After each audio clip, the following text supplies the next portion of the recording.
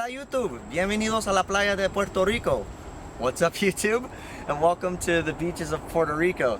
So today for Yu-Gi-Oh! Wilderness we're in a bit more of an exotic setting, so I hope you guys are really ready to see what we can find down at the beach. Let's go.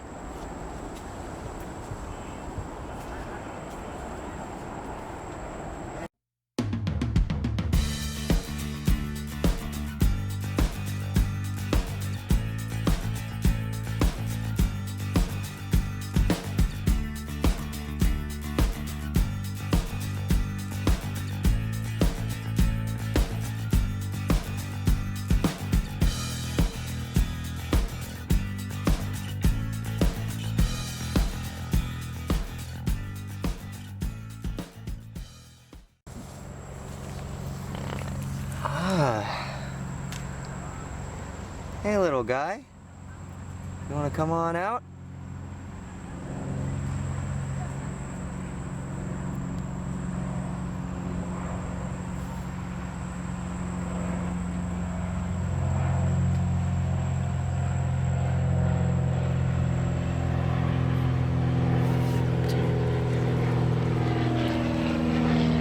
Let's see if we can't find another mad crab or maybe a mad lobster down the trail. Let's go.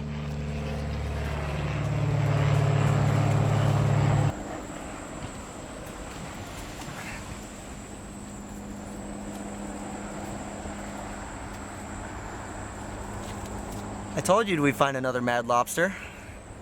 So yeah, not too surprised to find one of these out here. Unfortunately, a lot of times when you find people with lobster, it's usually for gourmet cooking, but really I'd rather appreciate it in the wild where it belongs, because ultimately it's not our right to take wildlife out from their home, but it's really cool that we're able to find one out in its natural habitat. So we're gonna put him back before he decides to pinch me again.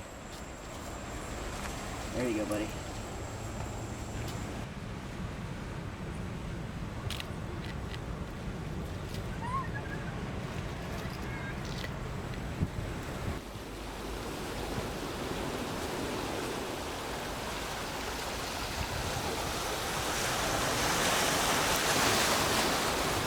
Check it out. So now that we're in the inner tidal region, we can find a whole other variety of different sea Yu-Gi-Oh life. So right here, each pool has its own unique little close-knit community. So just looking around right here, we have different types of shellfish growing around, and then also starfish, all different kinds of cool animals that you can just find in these little tide pools. And it's really interesting how, like, with just the change of the tide, these guys will be completely underwater, and then when the tide goes, they have to deal with the sun, so they're always in changing meta-climates. So sometimes you don't see them that often, other times you do. But really, wow, there's so much abundant life by water, it's crazy. So I'll put you guys back on the rock, and I think it's time we go start looking for the star of the show. So let's head on over to the sand.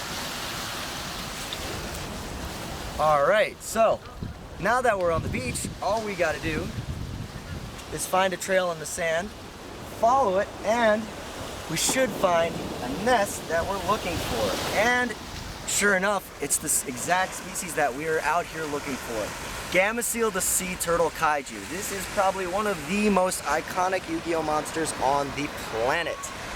A lot of people are very familiar with this card. A lot of people are very fond of this type of monster. And currently, you can see it's quite prevalent in today's meta-climate, but that being said, because of the nature of this card and its tendencies, sometimes the climate isn't always favorable, so you'll notice that their population numbers do go down in certain meta-climates, but in other times they do go up, depending on the favorability of that said climate. So it's really cool that we're able to find one. It looks like here she's digging a nest, so I'm not going to go ahead and pick her up just so she can finish out digging her nest, so then she can lay out her eggs, but it's really actually great that we're able to find one of her type of species out here at the beach, because there truly are a species that you really want to keep an eye out for, because they're so powerful in their impact on wherever they are in the world. So honestly, it's one of my favorite species on the planet, so I'm really happy that we're able to find one out here today. So, but I think we should be polite and let her finish laying her eggs in her nest, so let's head on out and enjoy the sun.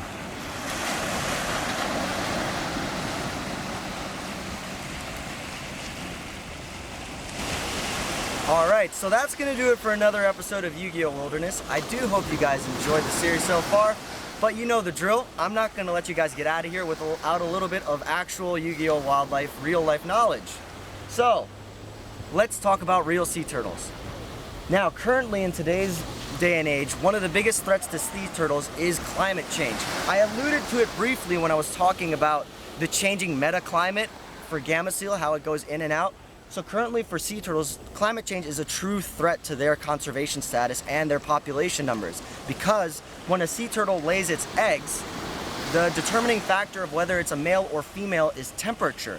And as temperatures across the globe are gradually increasing and rising sea temperatures, ultimately that could determine the entire sex of a nest. So rather than having a 50-50 ratio, you're most likely going to have all females, and therefore population numbers are going to drop drastically, because in those nests, let's say out of 100 eggs, maybe only 1 to 10 of those are actually going to reach adulthood. So if most of them are male or female, and then they're not able to breed in future generations, in that sense, populations will drastically decrease, and over time, we're going to lose the world's sea turtles, and it's already happening across the globe. So that's why it's really critical to monitor these populations and be conscious of what we're doing and how that's affecting climate change. Because ultimately, every little thing we do, whether it is picking up a piece of plastic that may go out into the ocean, or driving more economical cars, or just being conscious of what we're doing and how we're handling our waste, can help species like sea turtles across the planet. Every little thing we do can help conserve a species, no matter where you are in the world. Because climate change is a global threat. It's not a threat here just here in Puerto Rico. It's not a threat back home in the mainland United States. It's not just a threat in Australia or anywhere else. It's the entire planet that's at risk, and we together as a species need to work together to make sure that we are controlling ourselves in a way that's respectful to Mother Earth. So, if you guys are interested in sea turtle conservation, I have some links down below. And it's not just that sea turtle conservation is you release baby eggs, or you release hatchlings from those baby eggs into the water, because ultimately that doesn't do too much, because sure, they won't get eaten on the beach. They'll just get eaten out in the water by something else. But really, when we're talking about sea turtle conservation, we want to make sure that we're raising turtles to a much larger stage where they're not as threatened by predators. And then also, I have some other cool links down in the description if you want to learn more about sea turtles or other species in general that like to make their habitats here on beaches and other coastal environments. But as always, I really do appreciate all the support that you guys have been giving me so far, so please feel free to like, subscribe, comment down below, and follow the channel's Instagram page. But as always, I'm gonna catch you guys next time.